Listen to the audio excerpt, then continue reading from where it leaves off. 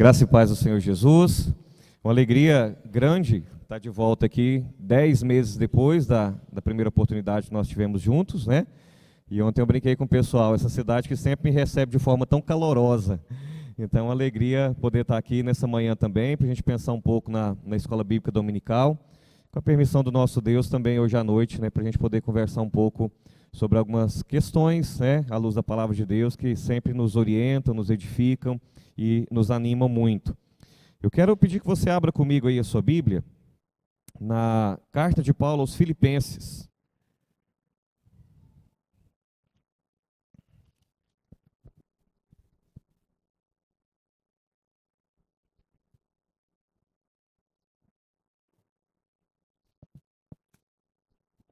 Capítulo 4.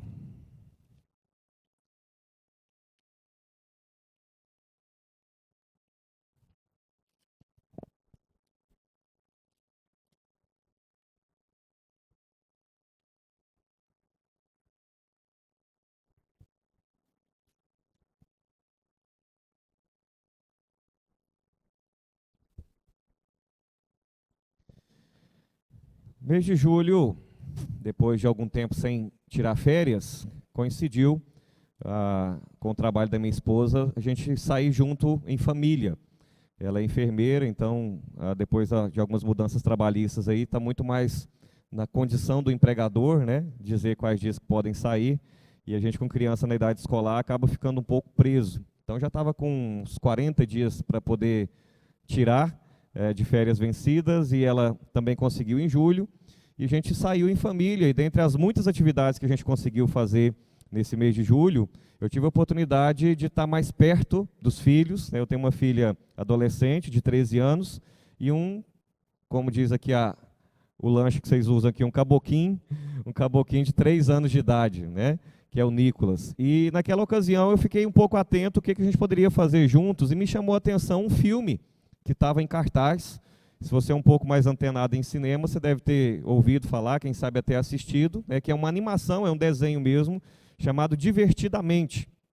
Na verdade, é o segundo filme, porque o primeiro foi lançado em 2015. Mas me chamou a atenção, não especificamente o filme em si, mas a matéria que dizia que esse filme estava sendo um sucesso de bilheteria no mundo inteiro. Inclusive aqui no Brasil foi recorde de bilheteria. Então eu resolvi ler um pouco sobre a sinopse do filme e depois assistir o primeiro filme, não o segundo, de maneira geral.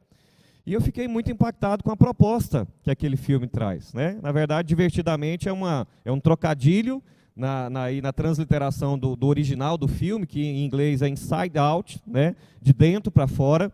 Mas eles fizeram essa ideia de divertido, né? De algo alegre, divertido, mas pensando em mente mesmo, né?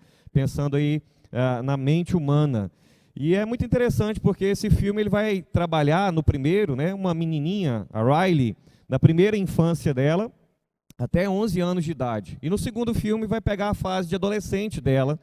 E é muito interessante porque desde o momento do nascimento, algumas cenas se passam dentro da cabeça dela. E dentro da cabeça dela tem uma central de controle, né, uma central de comando, onde as emoções ficam ali alternando no controle, né? A alegria fica o tempo inteiro querendo controlar a vida da Riley, né? Colocando ela alegre, ela para cima, mas em muitos momentos a tristeza assume, o medo assume, né? Depois no filme 2 vem a ansiedade, vem o tédio, enfim. Muito interessante porque o que eles tentam colocar naquele filme, naquela animação, é justamente o que a gente vive. E eu parei para pensar, falei, puxa vida, quantas vezes a nossa vida não é assim? Quantas vezes as nossas emoções assumem a central de controle da nossa mente? E quantas vezes, né, nós não estamos aí dirigidos pela ansiedade? Quantas vezes nós encontramos aí pessoas que estão sendo dirigidas pelo medo? Outras pessoas dirigidas pelo tédio? E isso deu, então, ideia para que eu pudesse fazer uma série de mensagens lá na igreja que eu sou pastor, em Goiânia, Igreja Presbiteriana Betânia. Então, a gente está falando a cada domingo sobre uma emoção. E domingo passado, então, eu falei sobre a raiva, né? Como que, às vezes, a raiva, num pequeno relance, ela explode, e o desenho animado é muito interessante por isso, né? A raiva é representada por um personagem ali bem pequenininho, bem baixinho, né? E aí o pessoal costuma dizer que todo baixinho é nervoso, né? E dizem que é nervoso porque não tem para onde espalhar a raiva. Então eu me encaixo nesse perfil, porque eu sou pequeno, eu sou baixo, e certo, é por isso mesmo. Mas esse personagem, logo ele ferve a cabeça, sai uma chama de fogo na cabeça dele, né? E logo ele explode. E eu falei sobre isso no domingo à noite, lá na igreja. E aí o Brasil inteiro, certamente o mundo, viu as cenas que aconteceu depois naquele debate, naquela mesma noite, né? Um dos candidatos ali, e partidarismo à parte, né? Opiniões políticas à parte, numa provocação, ele explodiu em raiva e desceu a cadeira no outro ali, ao vivo, em rede nacional.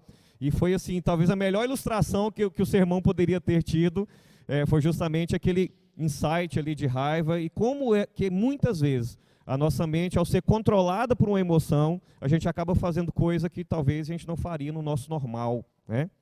Então, para essa série, eu sugeri então esse nome, né? Quando Cristo controla as nossas emoções. O que acontece? Quando a nossa vida ela não é controlada pela ansiedade, ou não é controlada pela raiva, ou não é controlada pelo tédio, mas quando a nossa vida é controlada pelo próprio Cristo. E se ele controla a nossa vida, né, o que acontece? Que se ele controlar a nossa vida, ele vai controlar também as nossas emoções. Então, nessa perspectiva, inclusive no mês que nós estamos, né, conhecido já mundialmente esse mês, o mês de setembro, como Setembro Amarelo, que é o mês de prevenção ao suicídio mesmo, né? É o mês de focar na saúde mental e nos prepararmos para isso. Eu quero pensar com vocês nessa manhã, então, nessa perspectiva de estarmos emocionalmente saudáveis em Cristo. É lógico que eu não vou falar aqui numa perspectiva psicológica, muito menos psiquiátrica, né? Eu vou falar dentro de um contexto bíblico, teológico, o que a palavra de Deus nos fala a respeito disso, e depois os irmãos têm outras pessoas que podem auxiliar, né, em outras áreas aí que também são instrumentais de Deus nas nossas vidas. Mas vamos dar uma olhada no texto, o que Paulo está falando especificamente nesses versículos aí, que vai do 4 ao 9. Filipenses, capítulo 4, verso 4 ao verso 9. Vamos ler juntos? 1, 2, 3. Alegrai-vos.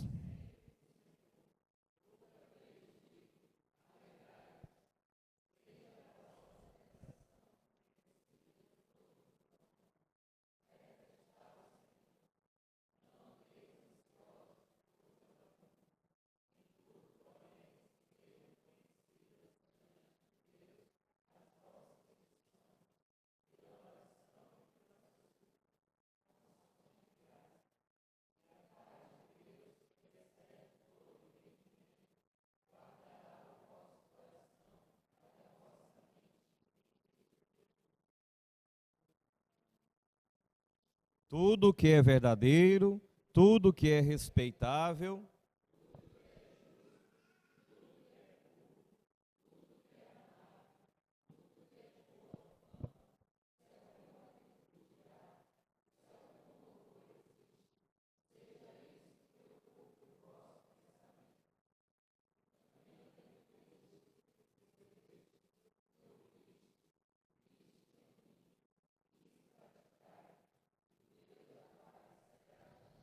Amém. E o Deus da paz será convosco. Versículo 7. E a paz de Deus, que excede todo entendimento, guardará o coração e a vossa mente em Cristo Jesus. Meus irmãos, o que significa então ser alguém emocionalmente saudável em Cristo? E por que esse filme ele fez tanto sucesso? E porque não só crianças, mas muitos adultos, jovens, foram assistir esse filme. O fato é que o mundo que a gente vive é um verdadeiro campo de batalha emocional. A grande verdade é que todos nós, todos os dias, nós enfrentamos aí tempestades de sentimentos. Vem a alegria, vem a tristeza, vem a ansiedade, vem a raiva, vem o medo.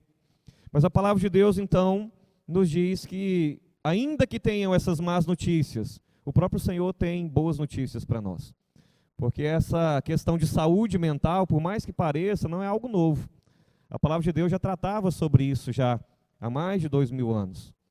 E é interessante nós olharmos para ela então nessa manhã para ver como é que a gente então consegue ter, né, uma saúde mental em Cristo. Como podemos ser, então, emocionalmente saudáveis em Cristo e por causa de Cristo. E o próprio filme mostra, né, como que muitas vezes essas emoções elas podem se tornar tiranas nas nossas vidas. Mas aqui o texto que a gente acabou de ler, o apóstolo Paulo nos mostra como é que a gente pode viver uma vida em que Cristo é o Senhor das nossas emoções, onde a central de controle da nossa mente não está à disposição das nossas emoções, mas está nas mãos do próprio Cristo, né? Como é que Ele pode nos governar, então, e nos reger. E eu quero pensar um pouco com os irmãos, então, à luz dessa passagem bíblica e buscando responder essa pergunta. Como é que nós podemos nos tornar, então, emocionalmente saudáveis em Cristo, quando Ele governa, então, a nossa mente, quando Ele governa, então, o nosso coração? Irmãos, a primeira coisa que Paulo vai mostrar para nós, né, respondendo essa pergunta, o que significa ser emocionalmente saudável em Cristo, está no verso 4 e no verso 5. Ele vai nos mostrar que para termos uma vida emocionalmente saudável em Cristo, nós devemos ter uma vida de alegria contínua no Senhor. Essa exortação que ele faz é uma palavra de encorajamento aqui, ó. Verso 4, você pode ler mais uma vez? Alegrai-vos.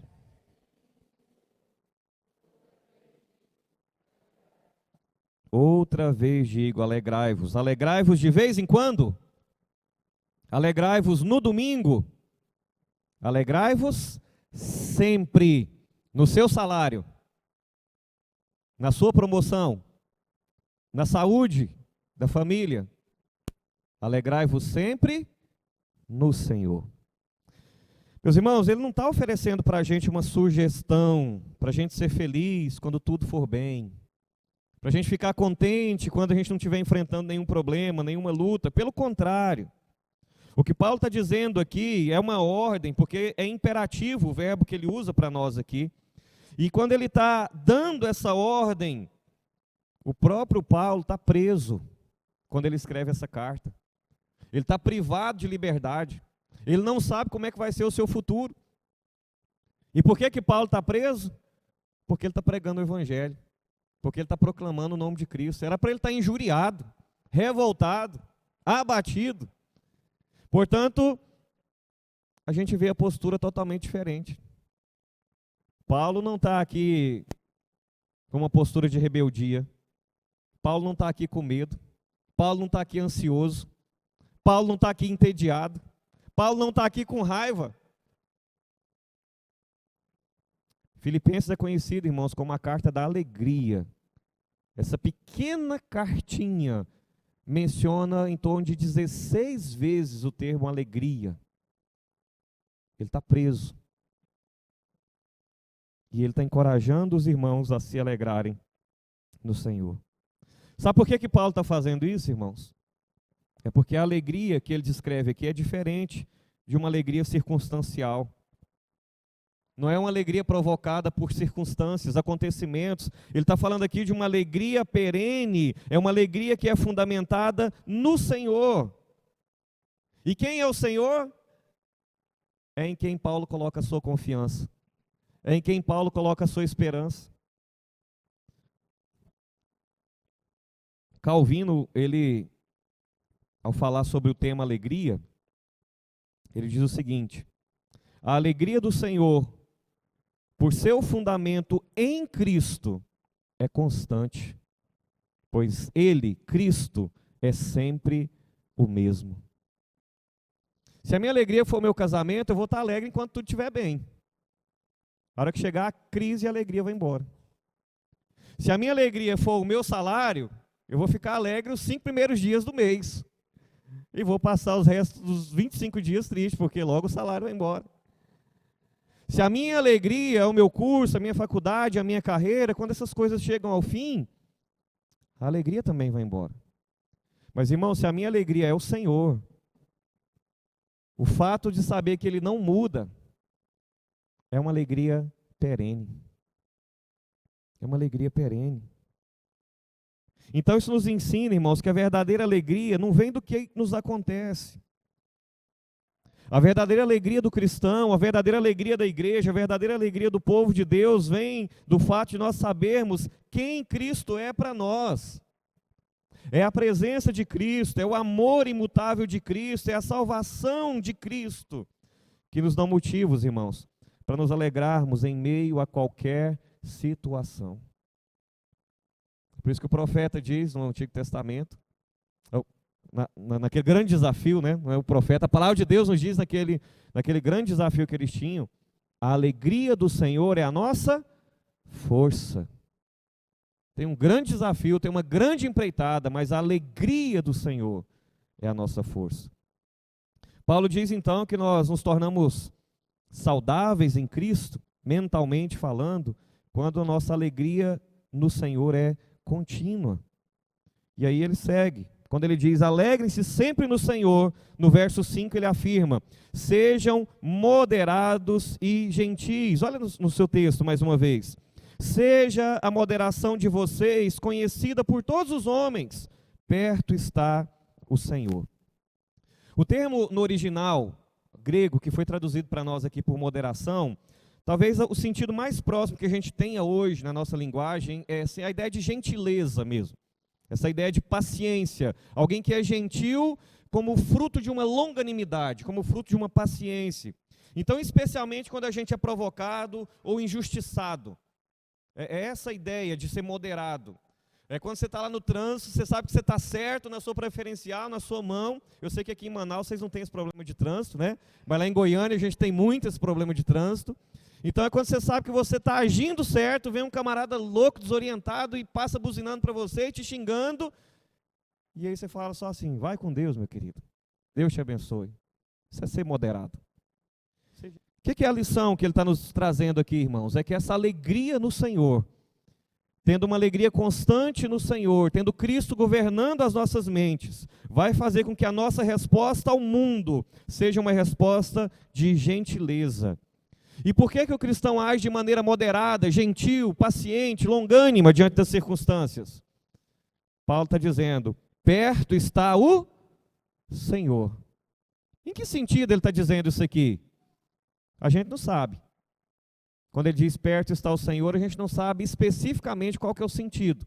Mas provavelmente ele está fazendo menção ao fato de que a volta de Jesus está perto, e nós precisamos dar testemunho ao mundo, ou ele está fazendo menção ao fato de que o Senhor está constantemente do nosso lado. Ele está com a gente no trânsito, ele está com a gente em casa, ele está com a gente no trabalho. Então, naquela circunstância que eu poderia agir impulsivamente com raiva, porque o Senhor está do meu lado, porque Ele está comigo, porque Ele está presente, eu vou agir de maneira gentil. Eu vou agir de uma maneira cortês, moderada. Então, meus irmãos, se Cristo controla as nossas emoções, nós não somos movidos pela raiva ou pelo desejo de vingança, mas nós respondemos com moderação. Moderação. Somos moderados nesse sentido. Sabemos que Cristo, Ele é o juiz de toda a terra. Ele está próximo. E isso nos dá confiança para agir com paciência. Eu não preciso julgar, nem punir, nem condenar, nem agir quando eu sei que Ele está próximo.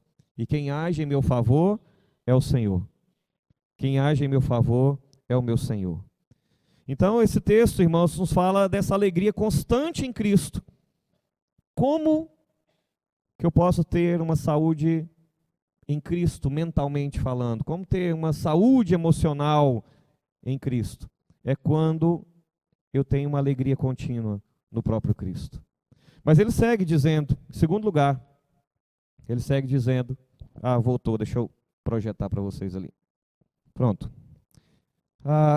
Então é isso, né? Como ser emocionalmente saudável em Cristo. A palavra de Deus nos orienta então a termos uma alegria contínua no Senhor. E em segundo lugar, Paulo vai nos apresentar aqui no verso 6 e também no verso 7, que nós temos uma saúde mental em Cristo, quando nós confiamos de maneira inabalável em Deus. Então eu serei emocionalmente saudável, mentalmente, em Cristo, por causa de Cristo, quando eu depositar uma confiança inabalável em Deus. Dá uma olhada aí, no verso 6. O que ele está dizendo? Não andem ansiosos por coisa alguma, mas em tudo, pela oração e pela súplica com ações de graças, sejam as suas petições conhecidas de Deus. O que ele está dizendo, irmãos? Que nós não devemos nos preocupar. O que Jesus diz lá em Mateus 6? Olhem os pássaros, olhem os lírios do campo. Esses pássaros não trabalham, mas não falta nada para eles. Olha esses lírios, eles não trabalham, mas nem Salomão em toda a sua glória se vestiu como eles. É como se ele estivesse dizendo assim: olha, eu não vim morrer por pássaro nem por flor, e ainda assim Deus não despreza a sua criação, e há de desprezar vocês. Eu vim morrer por vocês, se eu vim dar a minha própria vida por vocês, o que mais eu não darei para vocês? É nessa perspectiva que Davi escreve o Salmo 23, o Senhor é meu pastor, eu não vou sentir falta de nada. E se eu confio nisso, eu descanso. Eu sei que existem níveis, irmãos, e a ciência está aí para mostrar isso, que a ansiedade, em muitos aspectos, ela é patológica, por muitas outras questões, e está a doutora ali atrás, depois ela pode falar sobre isso. Mas, em certo sentido, a palavra de Deus nos diz que a ansiedade, e hoje o mundo está repleto de pessoas ansiosas, de crianças a idosos, é uma emoção que, pela fé, nós podemos controlá-la. Na verdade, nós não. Quando a nossa mente está no controle de Cristo, e nós confiamos e descansamos nisso, a ansiedade ela é suprimida. O próprio Jesus falou isso.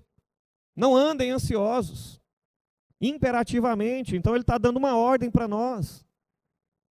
E por que às vezes nós ficamos ansiosos? Porque nós nos preocupamos. Olha só a palavra, eu estou ocupado antes. E por que eu estou ocupado antes, preocupado? Porque às vezes eu não confio, porque às vezes eu não descanso. Não se preocupem com nada, é a ordem do Senhor. Isso porque, irmãos, a ansiedade é como uma tempestade interna, que ela rouba a nossa paz. E qual que é a solução? Paulo nos mostra aqui que há uma solução divina para isso. Há uma forma de combater essa tempestade interna. Antes, não sejam ansiosos, não andem ansiosos. Pelo contrário, em tudo, por meio da oração, da súplica com ações de graças, sejam as petições de vocês conhecidas diante de Deus. Vocês já perceberam que quanto mais eliminam a ideia de Deus na sociedade, tiraram Deus das repartições públicas, tiraram Deus das escolas, estão tirando Deus das famílias, quanto mais a ideia de Deus é ausente, mais a sociedade tem se tornado ansiosa, inquieta, insegura. Vocês já pararam para fazer essa análise? Ele está dizendo que a solução para um coração ansioso começa com a oração. Charles Spurgeon, conhecido como o príncipe dos pregadores, ele falou sobre isso. Spurgeon teve uma luta ferrenha com a depressão. E ele diz: a ansiedade não esvazia o amanhã de suas tristezas, mas apenas o hoje de sua força. A única coisa que ela serve é para isso. Roubar a sua força do dia de hoje. Ela não resolve nada dos seus problemas amanhã. Mas, irmãos, quando Cristo governa as nossas emoções, Ele nos chama para lançar sobre Ele todas as nossas ansiedades. Primeira carta de Pedro, capítulo 5, verso 7. Lançai sobre Ele a vossa ansiedade, porque Ele tem cuidado de vós. Tem cuidado de vós. Então, Paulo, irmãos, ele não está apenas nos encorajando a orar, mas ele está nos encorajando aqui a orar com gratidão. Você já foi orar alguma vez pedindo alguma coisa para Deus, mas enquanto você ainda está pedindo, você já está agradecendo por aquilo? Você já teve essa experiência? De orar, pedindo, e ao mesmo tempo agradecendo pela resposta daquela petição, na mesma oração?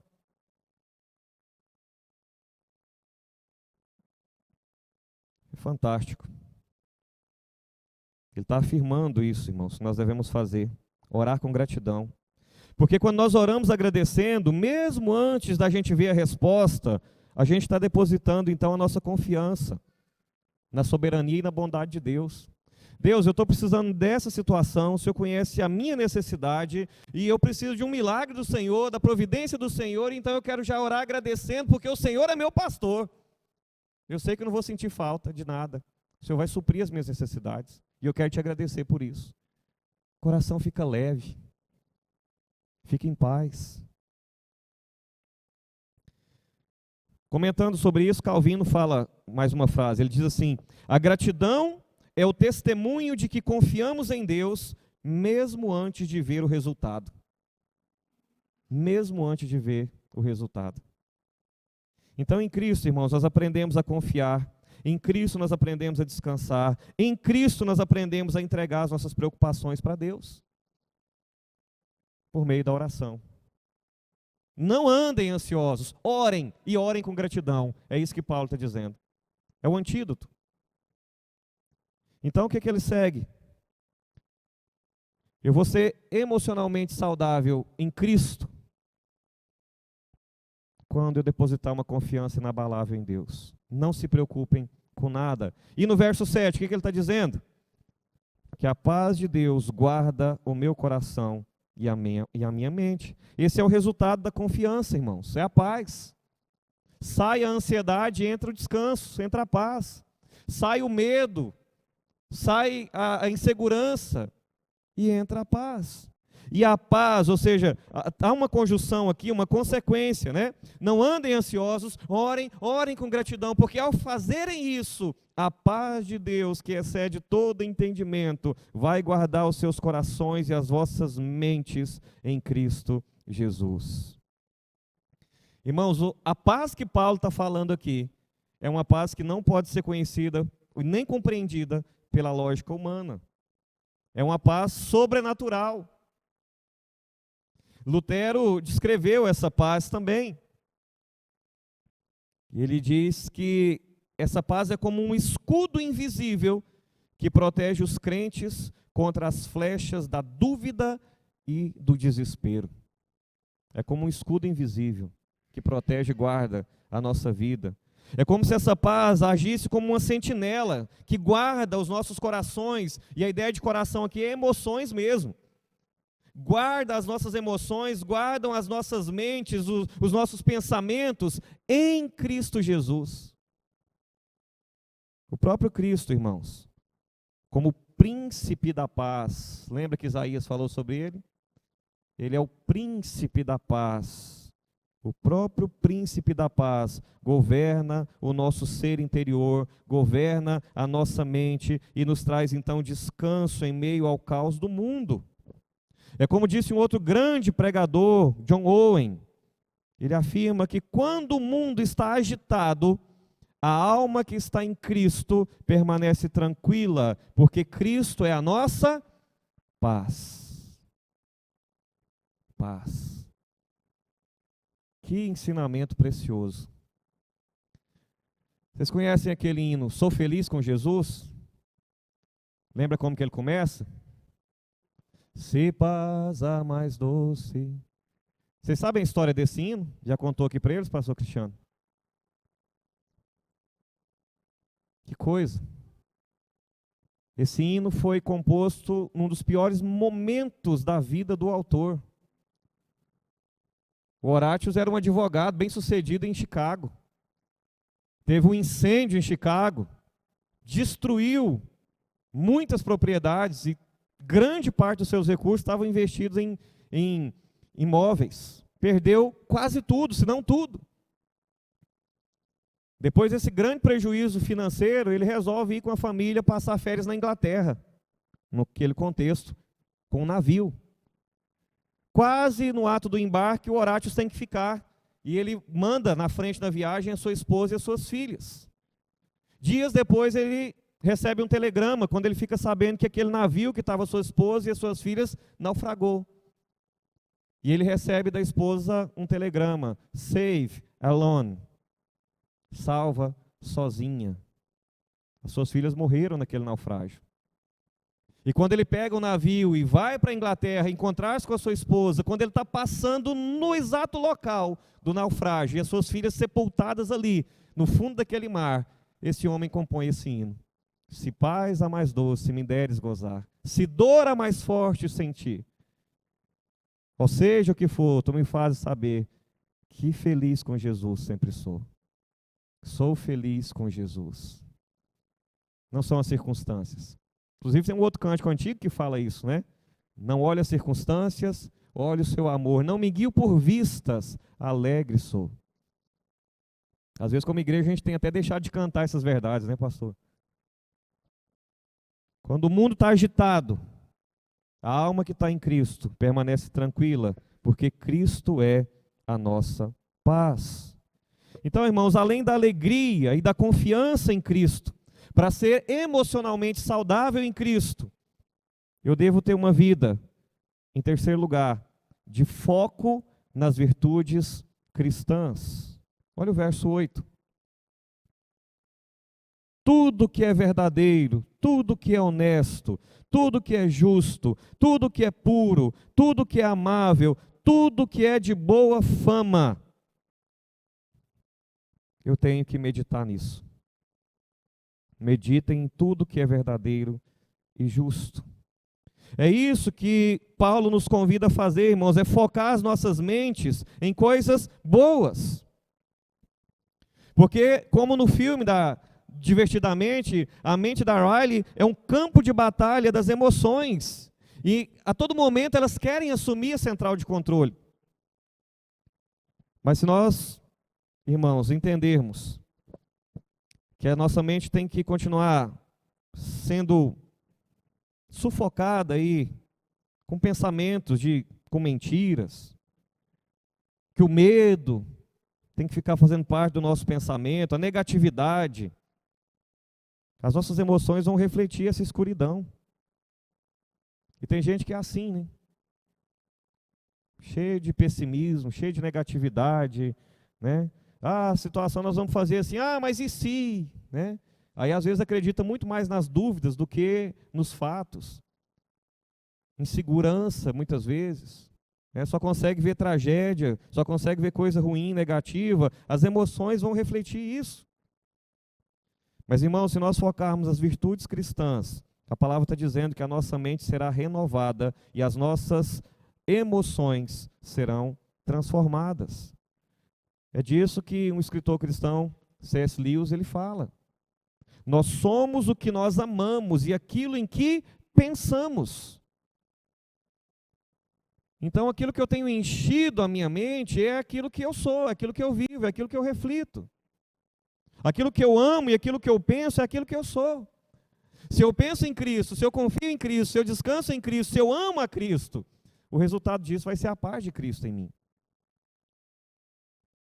O que ocupa a nossa mente, irmãos, ocupa o nosso coração. Se Cristo controla as nossas emoções, Ele também controla os nossos pensamentos. Então, ao meditarmos na verdade de Deus, a nossa vida interior, ela se alinha com a palavra de Deus. E é exatamente esse o ponto, irmãos. Isso transforma não apenas os nossos pensamentos, mas as nossas emoções. E transformando pensamentos e emoções, transformam também as nossas atitudes. No treinamento de ontem nós gastamos uma tarde falando sobre o processo do discipulado no coração. Não adianta ser uma mudança meramente externa, comportamental, moralista. Sobre tudo que se deve guardar, eu tenho que guardar o meu coração, porque dele procedem as fontes da vida. É isso que Paulo está dizendo aqui. Se Cristo controla a minha mente, os meus pensamentos, as minhas emoções, as minhas atitudes, o meu comportamento, também será controlado por Cristo. John Stott afirma assim: a renovação da mente precede a transformação do caráter. A renovação da mente precede a transformação do caráter. É o que Paulo está dizendo em Romanos 12. Não vos conformeis com este mundo, não vivam de acordo com esse mundo, não sejam iguais a esse mundo, mas transformai-vos, sejam mudados pela renovação da vossa mente. Para quê, Paulo? Para que experimenteis qual seja a boa, perfeita e agradável vontade de Deus.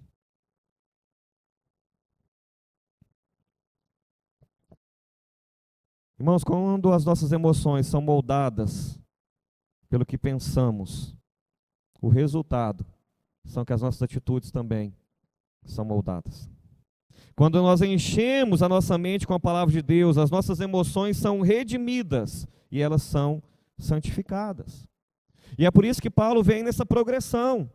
Quando ele nos fala da alegria, da confiança em Cristo, e do foco nas virtudes cristãs, ele vai nos mostrar, concluindo agora, que para ser emocionalmente saudável em Cristo, eu devo ter uma vida de prática dos ensinamentos apostólicos. Verso 9. O que também aprendestes e recebestes e ouvistes e vistes em mim, isso praticai, e o Deus da paz será convosco. Sabe como que eu defino o que Paulo está dizendo aqui? Vivam o discipulado. Paulo modelou para eles, exemplificou para eles o que significa ser um cristão que tem a mente saudável em Cristo. Aquilo que vocês aprenderam, aquilo que vocês receberam, aquilo que vocês ouviram, aquilo que vocês viram, pratiquem. E o Deus da paz vai ser com vocês. Então ele está mostrando, irmãos, que a teologia dele não era apenas teórica. Paulo está mostrando que aquilo que ele ensinou aos filipenses é algo extremamente prático. Ele viveu o que pregou e agora ele encoraja os crentes aqui a fazerem o mesmo. Como disse um pastor alemão, não um cachorro, mas literalmente um pastor da Alemanha no contexto da Segunda Guerra Mundial, Dietrich Bonhoeffer, somente aquele que obedece crê de verdade. Pensa um pouco nisso aqui. Somente aquele que obedece crê de verdade.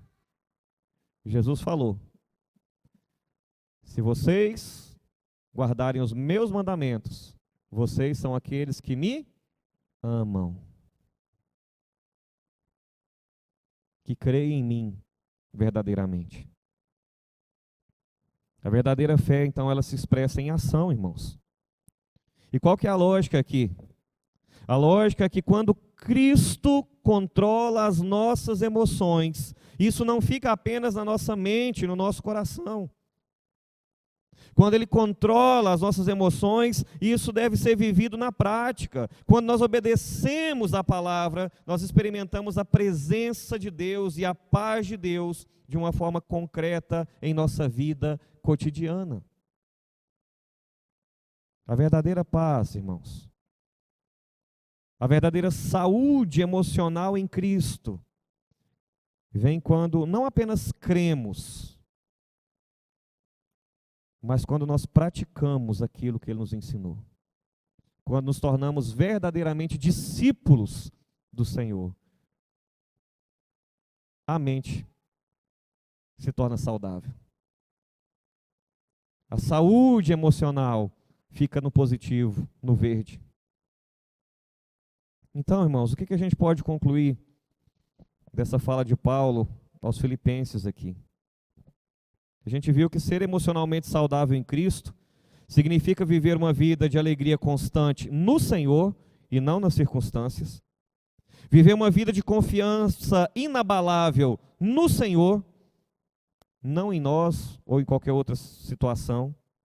Significa viver uma vida com foco nas virtudes cristãs, encher a nossa mente de virtudes da palavra, e significa colocar em prática os ensinamentos dos apóstolos, que são os ensinamentos de Cristo. É viver o Evangelho verdadeiramente. Então, quando Cristo governa as nossas emoções, nós experimentamos essa paz que excede todo entendimento, uma paz que guarda os nossos corações e as nossas mentes em Cristo Jesus. Quando Cristo governa as nossas emoções, irmãos, nós vivemos uma vida de alegria constante.